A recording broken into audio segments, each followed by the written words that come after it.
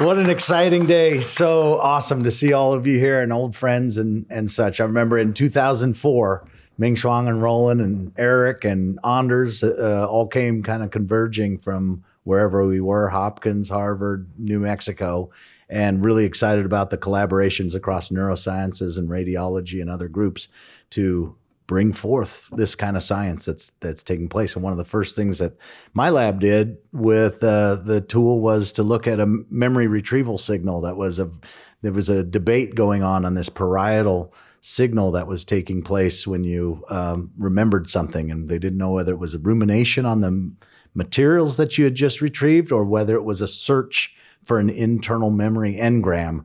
And a bioengineering graduate student worked with me and really helped maybe answer that question using the increased sensitivity, time sensitivity of MEG. So just shows the power of this tool.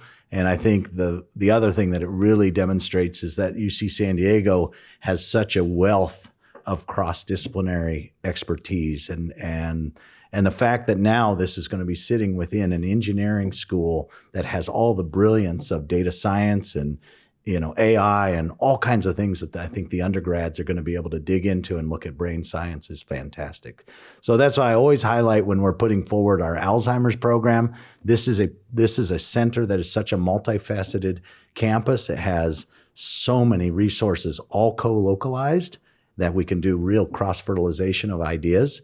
Can't do that. I was talking to Bob about Johns Hopkins. Well, they're kind of a little separated in terms of things. You can't do that at Mayo Clinic. You can't do that at UCSF.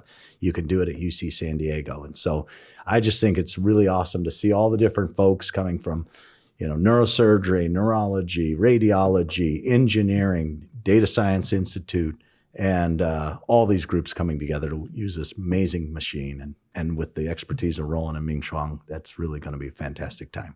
So thanks for inviting me and looking forward to the next set of speakers.